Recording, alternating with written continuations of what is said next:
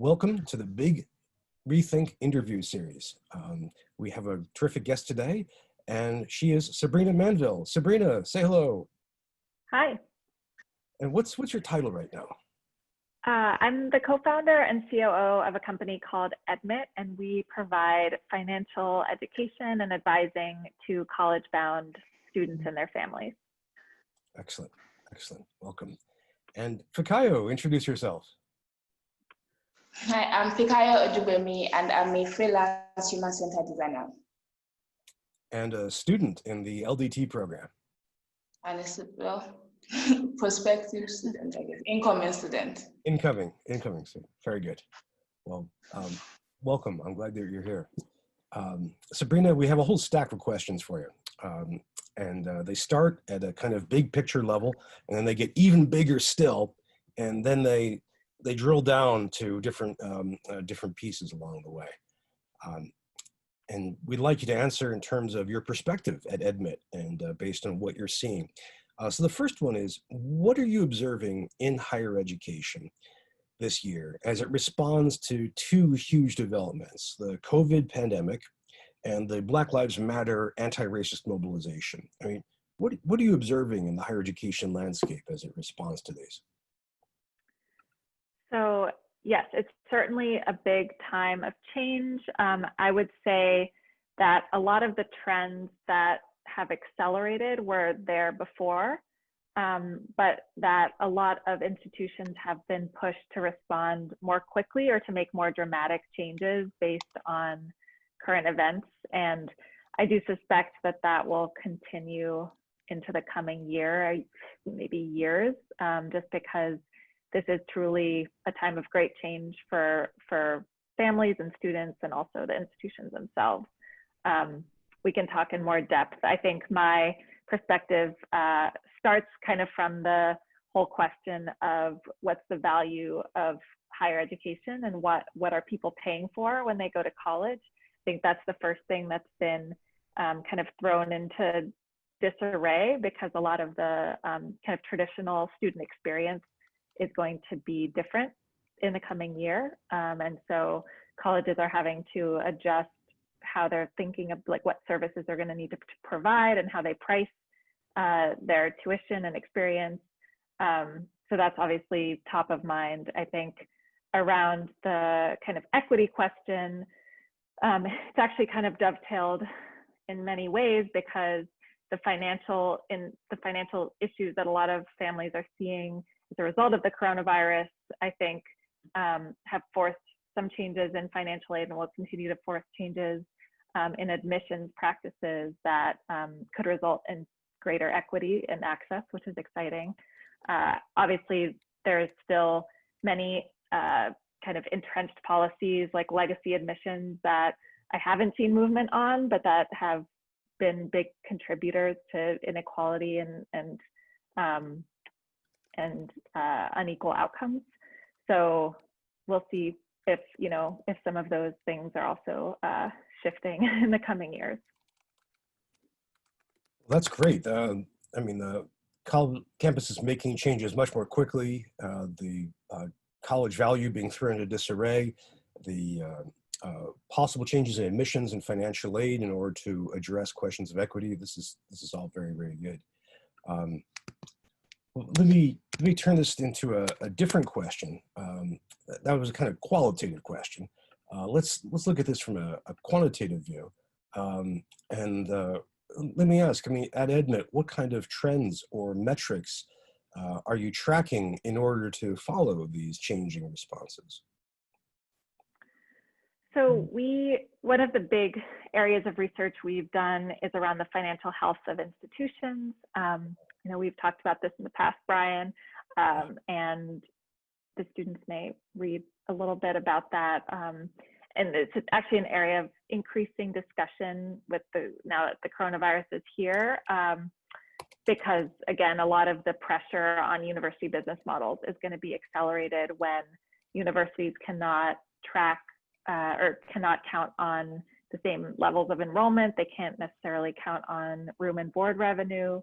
Many are proactively discounting tuition because they will be delivering it, the education differently online. And lastly, there's a lot of investments that universities have made, sometimes in vain, to prepare for an in-campus fall, or on-campus fall, things like testing and added dorm capacity. And some of those I said in vain because I think some of those investments may never come to fruition because the campus won't open. So all those things, you know, some of them in the realm of like millions of dollars that can really impact a university's bottom line as a whole. And so a lot of smaller institutions and even public institutions that were already on somewhat unstable footing are going to need either some kind of influx of capital or some kind of dramatic shift or potential merger or, you know, something to kind of stay alive. So we'll see. I think the next couple of months are going to be fairly critical in that. We haven't seen like a lot of announcements yet. Maybe you can correct me, but I think there's still a little bit of unknown because the situation has been changing so quickly and is so regionally dependent. So I think some of those moves might happen kind of as the school year starts. Next few months may be decisive. I think so. Well, thank you. Thank you. And I remain a big fan of Edmit and your reporting and your analysis. Well, let's take this view of 2020 and extend it a bit further into the future. What kind of longer term changes do you anticipate for higher education? I mean, you mentioned already two possible ones, that campuses may keep making changes more quickly, but also that there may be changes to legacy admissions, which you see as being all about inequality. Are there any other long-term changes that we should keep an eye on? Well, I think some of these cost corrections we're seeing might persist longer term. I think what people are asking is like, what am I paying for and is it worth it? And I think colleges and universities have been able to kind of just kind of ride the tide and follow their peers and you know, increase the costs over time. And there's certainly some good reasons for cost increases. There's, you know, diminished state support for higher education. There's increased student support that's required on many campuses. It's expensive to deliver. Campus facilities are, you know, expensive to maintain. So it's not that education can always be, that good education needs to be delivered in the cheapest possible way. But I think there's a mismatch often between, you know, what families think is worth it and what is actually being charged. And I think that's come into greater relief now, just because a lot of families are having more financial challenges, and also the universities are not able to deliver the full spectrum of what they traditionally have been able to kind of point to justify the cost. And I think from Edmit, we like to think about college as an investment. Obviously, there's a lot of qualitative benefits and non-financial benefits to education, but if the outcomes are not there, then it is hard to justify the cost. And we know that college kind of broadly on average pays off very well, but that is very unequally distributed, and there's many groups that actually do not benefit long-term very much at all from higher education. And in this country, like Black students and families are negatively, kind of disproportionately negatively affected by student debt and family debt, and have more difficulties repaying their loans. And so there's, I think there's a rising awareness that there needs to be a clearer and kind of more well-defined value proposition if you're going to be spending that much money. So I hope that this results in universities kind of sharpening that and really figuring out what's truly important to their students, so that they can justify, you know, the investment that they're making. So they may have a lot of responses to do that. Fikayo had a question that builds on that about online learning. Fikayo, do you want to put that to our guest?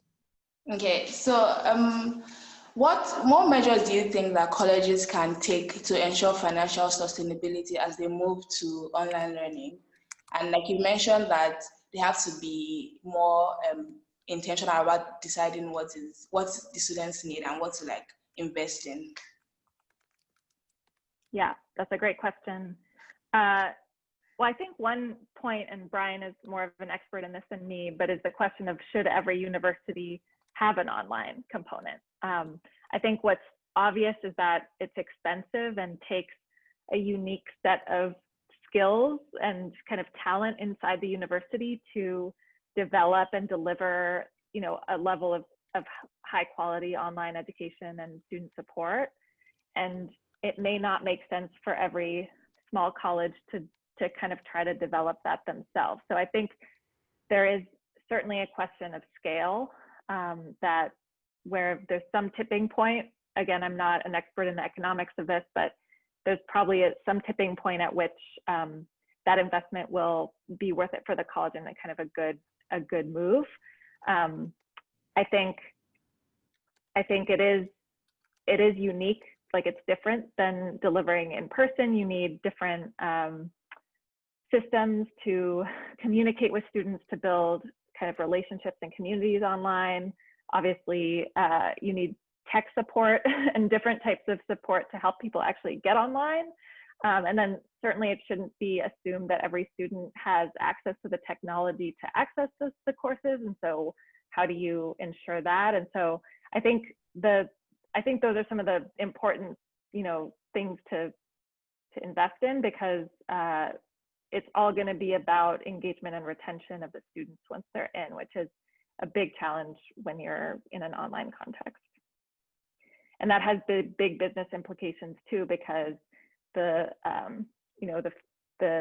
small changes in retention of students can basically mean you have a very leaky funnel and have to keep recruiting new students. And I think that's the other thing I'd say on the scale point, is that it's actually quite expensive to market and attract students online. It's a pretty competitive space. There's a lot of big players. My former employer, Southern New Hampshire University, is one example. They have very big brand recognition nationally. And so figuring out how to get your name through all of that noise can be expensive, and kind of, I think a lot of colleges don't necessarily have kind of the digital marketing infrastructure to do that either. So there's kind of the front end, like how do you get students in, and then there's how do you get them through and kind of really give a meaningful and successful experience for them. And I said kids, but I should have said students. Sorry, it's not a good practice to use that word. This is a great question, Fikayo, and Sabrina. I admire your answer because this is a very, very practical answer. I'm curious, just to build on that a little bit. Do you see opportunities here for a multi-campus organization to do this, for a consortium or an alliance, when an individual campus can't necessarily make the business case for it, but to have, say, 2, 3, 10, or 20 go in together to do that? Yeah, certainly. And I think that's what a lot of the state systems do. Maybe you can tell us if that's been done on the kind of smaller liberal arts college level. Has it happened regionally or? Well, there are a few. They're kind of small. You have like 2 or 3 which will work with one of the big MOOC providers, for example. Mm-hmm. I'll get the names wrong. I want to say like Davidson and Wesleyan worked with Coursera, but that kind of thing. Yeah. And that's pretty small scale. When it comes to the public universities, you get some systems that try to build up resources or practices. You think about SUNY, which has its Open SUNY project, for example. California State University has the whole system has an innovation hub under Michael Berman, and they're working on things. Penn State has some kind of professional development through at least the Penn, I think either just the Penn State system or the PASHI system. I'm not sure, because they have two two systems. But Mhm. North Carolina State a few years ago had a really interesting multi-campus mobile application framework. Um, but maybe we'll see more of this. Let me continue with the big picture and ask you to scale up even further still. Thinking about how higher education responds to these two big developments of anti-racist activism and to the pandemic. Uh, how do you see it responding to some of the other enormous, wicked problems or big challenges? I'm thinking about, say, economic inequality or climate change. Yeah, that's a good question. I don't know the answer to that because I think it feels like coronavirus is everything that people are thinking about. And so I worry sometimes that some of these other things will get lost. I think there is this kind of big picture question of how do research universities kind of bring more influence into the public sphere and the kind of public consciousness and bring their kind of knowledge production more to bear on, the general public. I think what we're seeing here right now is kind of a fight about science and the role of science and the role of experts. I don't know that we've seen a lot of influence from universities. It feels like a lot of the kind of public actions are from either government agencies or private pharmaceutical companies. So I think there's opportunities to think about that from the kind of on a research university side. Again, it's not an area and I'm an expert, but it's something that I know has been like a kind of a disappointing trend in the last 50 to 100 years in higher education. That is an answer. I mean, if one of the answers is right now, there are not many intersections because all of our decision making and intelligence powers are soaked up by the pandemic, then that is an answer. That tells us that, yeah, right now we're not thinking about that.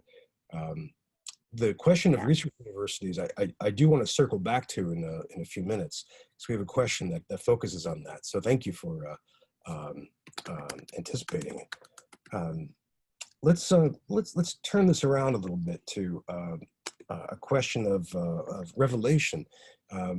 Crises often reveal strengths and weaknesses in an institution, and COVID and Black Lives Matter have revealed certain things about higher education that some experts might have known, but were not generally discussed within higher education and may have been invisible outside of higher education. I'm curious, what do you see that COVID and Black Lives Matter have revealed for everybody about higher education?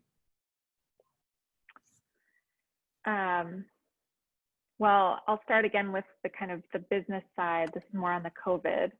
I think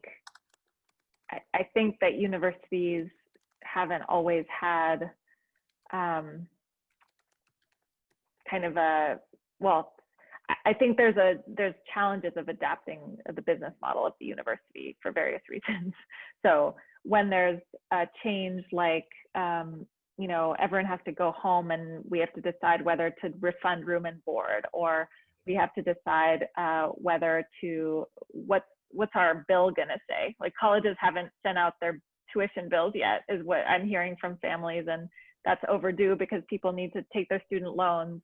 And so I think there's probably, and this is true of businesses as well, so it's not unique to colleges, but I think the kind of flexibility and adaptability is obviously something that is potentially more challenging in higher education institutions than in the private sector, and this is really testing that. I think, I'm sorry, and can you say the tension between which two things? Well, it wasn't a tension, it was just the adaptability and flexibility of, kind of changing circumstances. And I think another thing that I kind of alluded to, but haven't talked about is this, the whole reliance on standardized testing. I think this is one of the most dramatic changes we've seen in a very short period of time. I mean, it's really amazing how many universities have basically said that they won't count standardized testing in their admissions for undergraduates in the coming year, or that it's optional. And many of those changes may become permanent. I think it's going to be pretty hard to make a case publicly. I think there's a lot of pressure from the education kind of community to reduce reliance on these standardized tests for various reasons. They did, like, studies repeatedly show that they promote inequality and do not contribute to, you know, greater access. And I think that a lot of colleges have gone test optional, and I think they're going to scramble now to figure out how do we, you know, decide who gets in and who gets scholarships. And I think I feel for them a little bit, because I think that's been certainly a crutch for the higher education system as a whole. It's just been a like a kind of a shortcut, and everyone's known it's imperfect, but it's been very hard to get rid of, and now we had to get rid of it. And I think hopefully this will have big racial equity implications as well. I think the data will be really interesting to look on that front. That's a really interesting, I'm trying to think of a good metaphor here. It's like the, you know, we've relied so deeply on standardized testing, and then for that to just kind of just crumble away, you know, that's a huge thing. Do you think, you know, in terms of the pandemic, do you think, has this altered the sense of competency in higher education, that we are, you know, we are professional, we are efficient, we maintain these communities? Has that been undermined, or are we still good that way? No, I think the trust. I think the trust has been eroding, like in recent years. Again, I'm a little bit biased here, but I do think the financial piece has played a big role, because people are just more and more frustrated by, like, how hard it is to afford college, and it's become more and more difficult to afford college for the average family that's college going. And so, and I think colleges have tried to keep up with the trend, but again, the business model is very hard. Like, you need a certain amount of revenue to kind of cover your costs. So, but I do think that this, that there's, and this is anecdotal from speaking with families and students and parents. But I do think that there's more frustration and anger now, because there's the kind of I'm the customer mindset, which for better or worse has been, you know, kind of pursued in higher education. And I think there's some negatives to that, but there's a lot of people that feel that they deserve different than what the college can offer now, and that it's really not worth it. And so I think, and the lack of transparency has always been an issue, but even more so now, when, like, no one really knows what's going on. there's a lot of saying one thing and then it changes the next month. And I do think a lot of colleges had some wishful thinking going on when discussing their plans for the coming year, when they really couldn't know so far in advance what was going to happen. And I think that all kind of erodes the belief that you know, there's kind of an alignment of interests. And I think people, you know, generally understand that colleges have to, you know, that they're kind of businesses too. They have to make ends meet. But when it's done with such a lack of transparency, then there's problems. Wishful thinking, I'm the customer, lack of transparency. Yeah, this is there's a magnifying glass being turned to higher ed, a greater magnification than before. Related to this, almost exactly related to this, Fikayo had a question about college tuition fees. Fikayo? Okay, so, like, as you mentioned, that lots of students and parents have been skeptical about college tuition fees, particularly pertaining to online learning. So what are your thoughts on students calling for, particularly these elite universities such as Harvard, to reassess their college fees? To reduce them, to discount them? To reassess the college fees. Oh, like for Harvard to For like return them? elite colleges, like the universities that have really high tuition, there's been a lot of like should I say buzz for students saying that they would rather not pay that much only to go online study. Yeah. So I think this is this very interesting topic, because I think it just so obviously shows the different perspective of the university from the student. So I've worked in universities, like I understand the university perspective, and I think kind of from an economics perspective, it's true too, which is a big part of the value of what you're getting is kind of the cumulative educational experience, which results in a degree, which then, you know, has a certain signaling power as a graduate, and you went to Harvard or whatever school it would be, and that means that you have some kind of increased potential or opportunities as a result. And so I think from the university perspective, they prefer to think in some ways as like that's what they're delivering, is that kind of comprehensive thing which results in this degree, not necessarily that they are, you know, paying by the course for this one course in person and all of that. And so I think from the customer, or the kind of student family parent perspective, you're paying for that full experience, and if there's kind of pieces taken out of that experience, you should pay less. And so I think those two views are valid. They're just very different, and I think there's good arguments for both, but they're very clearly like clashing in this world, because if you're still going to have taken that Harvard class and you're still going to be, you know, on the path towards graduating from Harvard, I believe Harvard believes they've worked hard to convey, you know, the value of what you're getting, and to kind of give you that value. I think the students may feel differently. So I do think it's an interesting case study in how different the perceptions of what you're actually paying for are. I think the other thing I would say is, from the university perspective, the business side, it's not cheaper to deliver an online education. Like, you actually have to make some investments.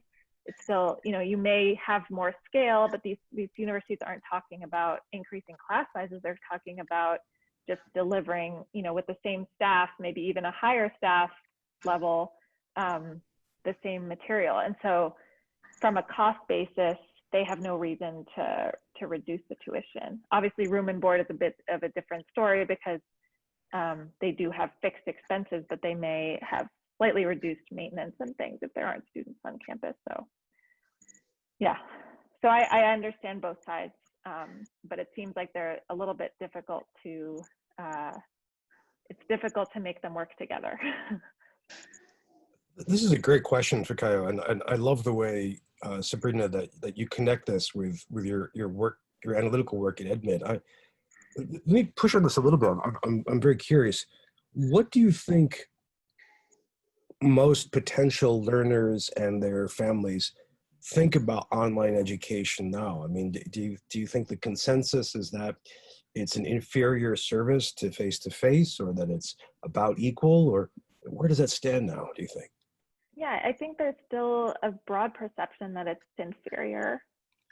I think even though the majority of students take at least one class online, right? The majority of undergraduate students are enrolled in at least some online education. I still think there's just a broad perception of online being inferior, and in some cases that's unfair, and others it may be informed by experience. It's also reinforced by the fact that, like, you can't currently get an undergraduate degree from, you know, Ivy League schools online. Like, I think a lot of the schools that people perceive to be the highest quality, I'm putting this all in quotes because these words can mean very different things to different people in higher education, but there's a sense that the elite schools are not online, and there's a reason for that because of the, that intimacy of the in-person experience, and you can't replicate that. This matches what I'm seeing as well, and I love your quotation marks, because so many cases this is based on rumor or fantasy, and it also, I find, has this reverse formation where it makes face-to-face learning too good. It makes people forget bad experiences or the limitations. Yeah. But if this is true, I mean, if that's the mindset right now, how do you think this is going to play out in terms of demand? That is, should we expect more lawsuits like for colleges and universities to give back funds or to change their pricing schedule? Do you think we'll see state governments or anybody else, foundations, nonprofits, companies, pressure colleges and universities to cut tuition? Will we see pressure on campus from, say, faculty or staff or students currently enrolled or currently working there to reduce costs?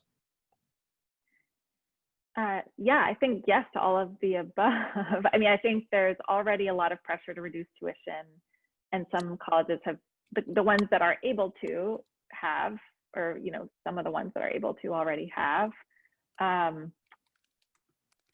And I also think that, and I see this because I have a daughter in preschool, which is different, but it's kind of a similar thing, which is,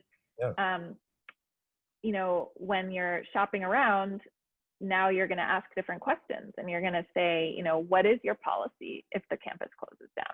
And so I assume that colleges are getting those questions. I remember in the spring, and I don't remember when this came out, but USC basically came out and said, no one's going to get any discount for tuition next year, even if it's online. Do you remember that? Is that true, Bryan? You can fact check me. But basically, some colleges have kind of preempted it to say, here's our policy. You're not going to get a discount. Don't come if you don't like the policy. And I would hope and assume that others are kind of developing their rules about, what people are going to be liable for. I hope that students are asking the questions, because I think that's the only real way to kind of force people to create the policies or create the rules, is to ask the questions ahead of time, because unfortunately, once the money's in the bank, or in their bank, it's harder to get it out. So another thing, for example, that we've been advising people is to do the payment plan. Most universities have like a tuition payment plan where you don't pay all up front, you pay monthly. So I would certainly do that. I'll do that for, in the future for my preschool too, because if you give a lump sum payment, it's kind of gone. So yeah, unfortunately, I think it's too much to ask that there be some kind of federal or state policy. I just think that sounds ambitious given the time frame, but I would hope that people would be pressuring universities to kind of have some more transparency on this topic, because it's important. Yeah, I agree completely. I mean, this is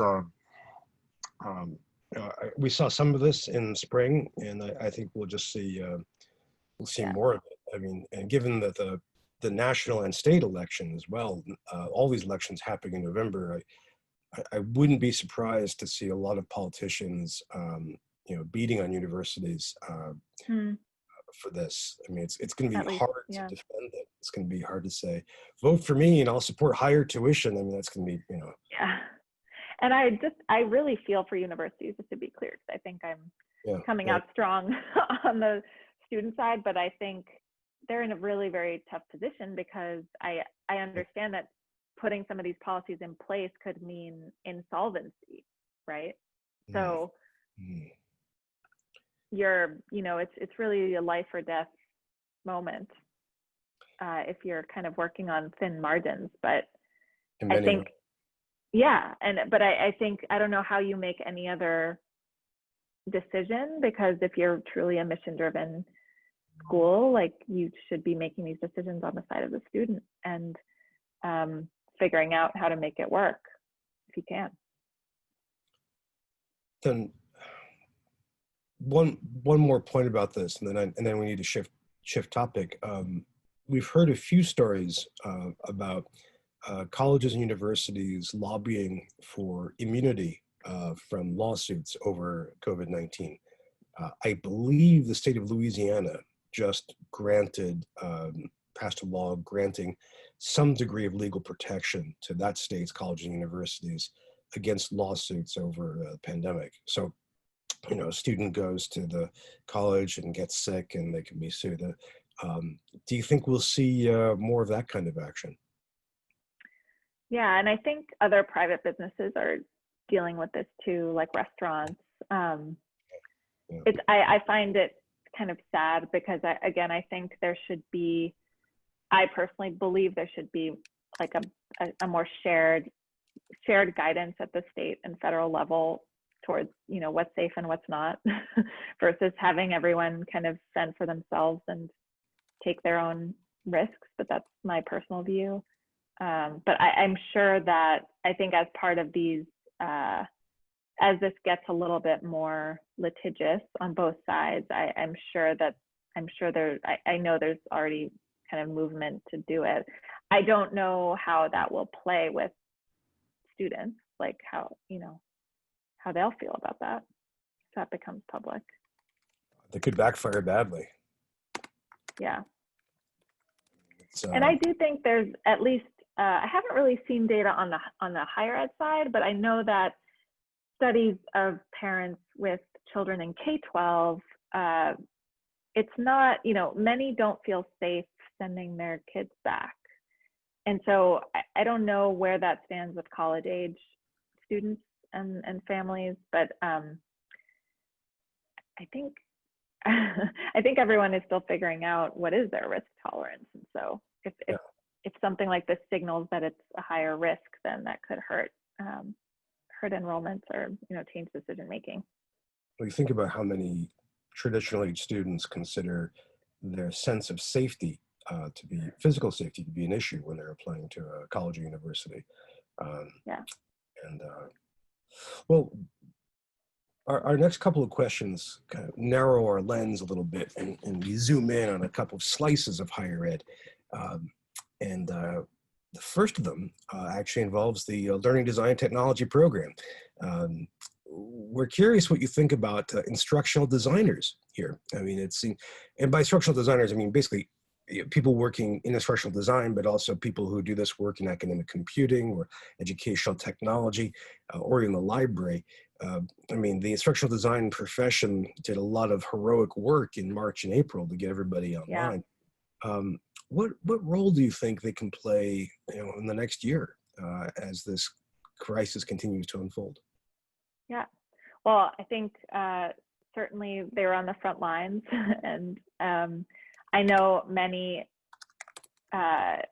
university staff and teachers and faculty felt they were not doing their best work, probably, and that there were a lot of Band-Aid solutions, you know, just getting people online. But I think there's big opportunities to kind of realize some of the visions that I think have probably been kind of in the water in the instructional design community for a long time, but not actually made it into the classroom.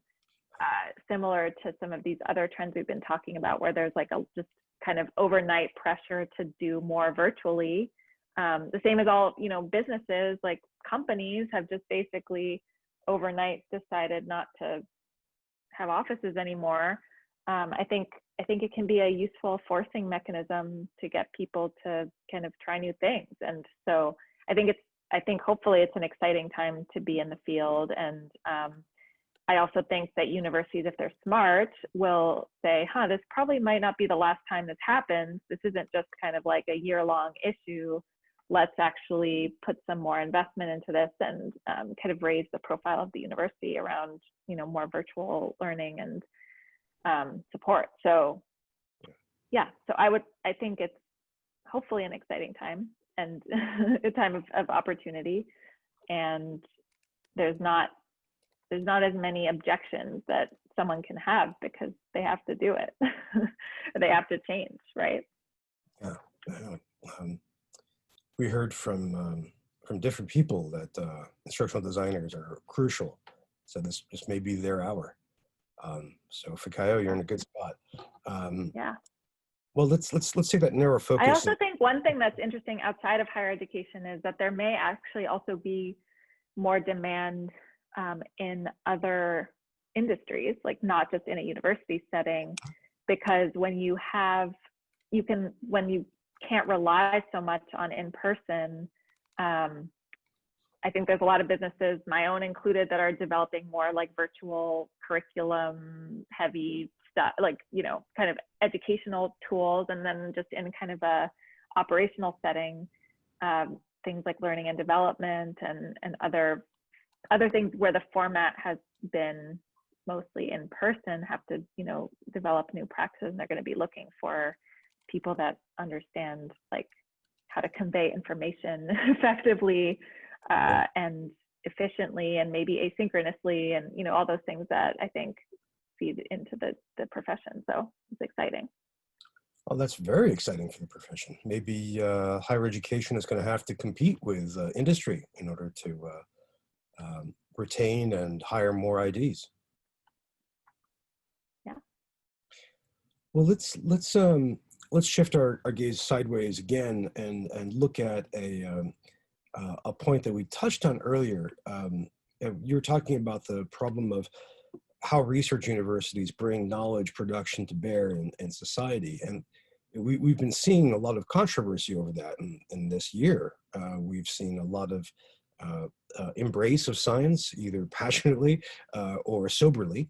But we've also seen opposition and skepticism, largely aimed at, let's say, the coronavirus. But I'm also thinking of the opposition to anti-racist activism, part of which is grounded in social science, the activism, I mean.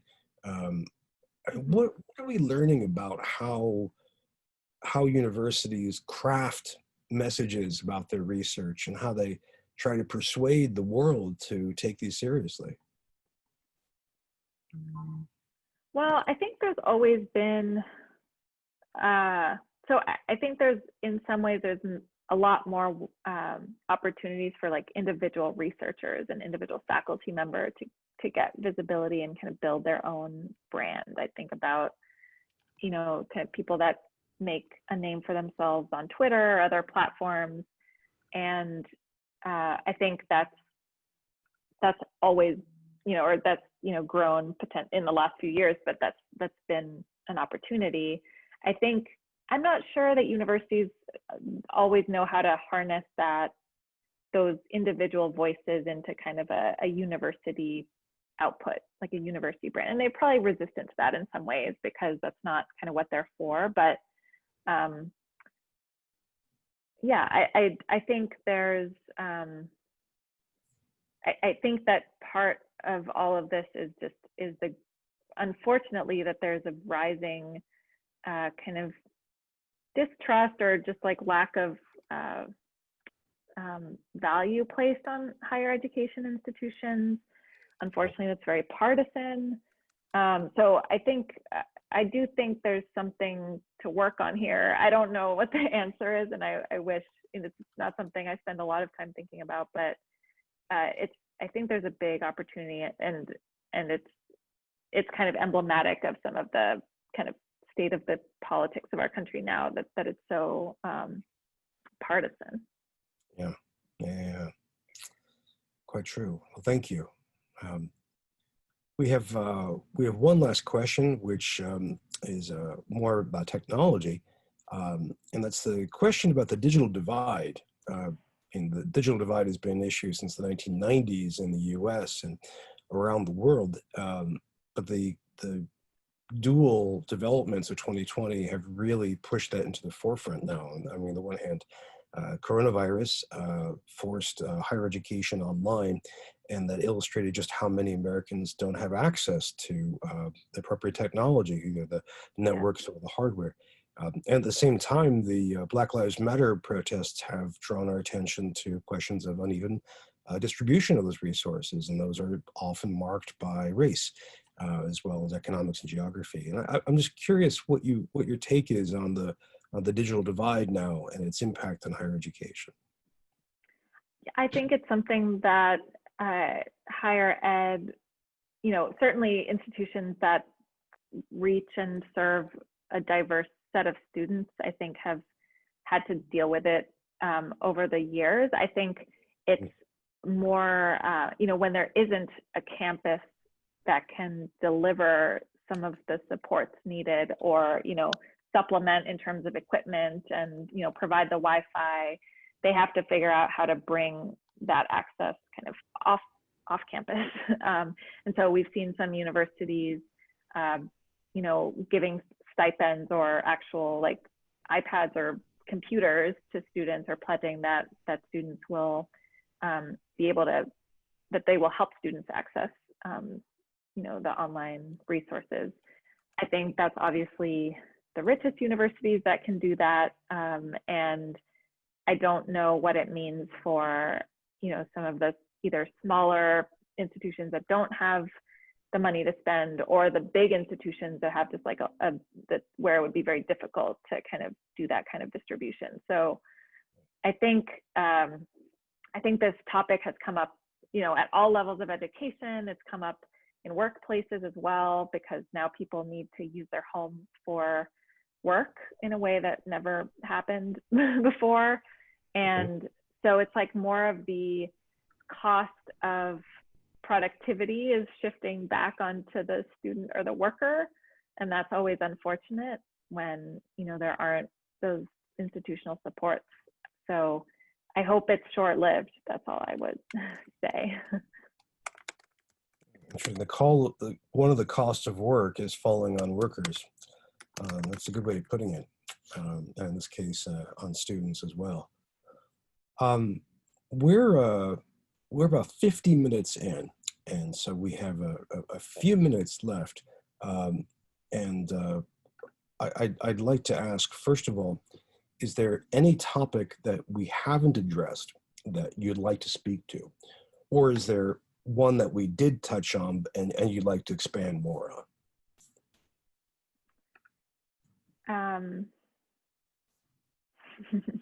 I'm thinking back because we've covered so many things. Oh, sure. Not off the top of my head, but you tell me if there's anything that we didn't get to. Fikayo, I have one, but if you have one that you'd like to ask right now, you please go ahead. I don't have anyone. No, I don't have one. Mine is about research. I mean, last year you all at Edmit produced this report, which I'm a big fan of, and you ran into all kinds of trouble for it from colleges and universities that didn't want to have your models exposed to the public. But last week, an NYU professor, Scott Galloway, produced his own report, which I've only had a chance to glance at it. It seems like it has less of a statistical background behind it than yours did. Yeah. What do you make of it? What do you make of his report? And I say his. I believe there's a research team involved. It's just not clear who's involved. So I'm not deep on the methodology, so I'll refrain from commenting on it. I think there's some shared elements just from my reading, the high level. I think there's a couple of other elements related to kind of the perceived value of a university, which are, I believe, a little bit trickier to get at. Like I know he uses Google search volume, and I believe rankings also plays a role. And I think I wonder how representative those truly are of, perception of a degree's value. That said, I think, our purpose in publishing this research was always to raise awareness and provide students with more information that is relevant to their kind of educational outcomes about the colleges they're considering. And I think it's become clear that this topic of financial sustainability is like a very urgent one in higher ed, and more urgent now. So I think it's fine to have a lot of different methodologies for gauging that. And obviously, it will never be perfect as an outsider, because and we say this a lot when we talk about our research, like it's very easy to say that a college is kind of on shaky ground. It's very hard to say this college is going to go out of business, because there's a lot of things that can happen in those last years to kind of shift the course. And so I think what's most important is raising awareness to people of like how the business model kind of works, and what factors might make a college riskier than others, and so that it's part of their consideration, and then they can ask the right questions when they're kind of investigating and speaking with the college.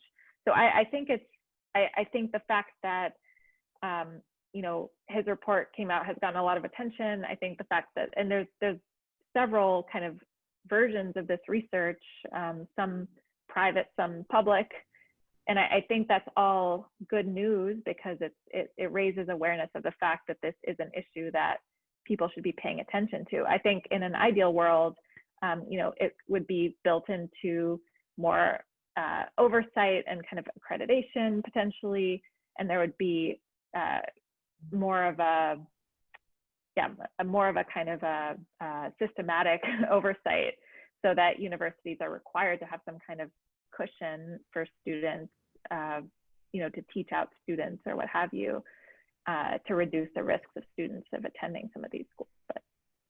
But yeah, so I guess less about his methodology, but more on, I think, the trend being that this is an issue that people are paying more attention to. I think it's positive. Thank you. And that's one that we could hope for some regulatory help, like the Massachusetts policy, which gives you from the state doesn't require it. It gives you the option. If you're a college or university, you can reach out to the state and say, hey, we're in danger of closing, so give us some guidance or help. But they do that in a way but that's it's still very unclear how that information would get to like the average person, because it right? still has so to it's be still kind of behind the scenes. But it's a good step. And then thinking back on everything you've been saying, and again, thank you. This is you've covered so many topics, and you've given us so much to think about. Do you have a sense that the two enrollment patterns are going to continue or be accelerated? One of the enrollment patterns is the decline in total enrollment in the U.S., which has gone down since 2012. Do you think when we let's just say hypothetically we meet again next July, do you think that the total enrollment will have continued to shrink? And the other enrollment pattern is the shift in majors and the degrees granted. That we've seen this big shift towards STEM plus business. Or plus psych, and this big shift away from the humanities, broadly speaking. Do you think the pandemic and the anti-racist mobilization will accelerate both of those changes? I think definitely the shift towards more like marketable majors. Again, I'm putting that in quote because I do think the data actually shows liberal arts majors can be very valuable, but I think that trend will continue just based on all the questions that people kind of are asking more intensively about ROI and kind of reducing the risk of this investment is kind of how I think about it. Yeah. So I don't see that changing. I think the enrollment trend is interesting because obviously there's demographics at play in the kind of overall decline, but there's also, in the past, higher ed has been counter-cyclical, and so I would expect us to not be, in the strongest financial position forever. I think there will be knock-on effects financially of this pandemic, and so I think that could counteract a little bit, where people decide, there's not much else to do. Let's go back to school if unemployment is very high. So. and that is a rational choice to do, you know, while the economy recovers, to kind of go and get that degree. And so I think, but I do think kind of generally in higher ed, like long term, the sector should prepare for declines in enrollment given all the trends we're seeing. Okay, so we may see Undergraduate level. we may see a temporary pause in the overall decline, but we should plan on that. Well, that's a sobering note to end on. Yeah. But it's one that reflects the deep intelligence that you've gathered through your work at Edmit, and which is something that we're delighted to have benefited from. Thank you so much for taking the time to answer all of our questions. Thank you, Fikayo. Excellent Yeah, question. thank you, Fikayo. Thank you. And thanks. I always enjoy talking to you, Bryan. So good conversation.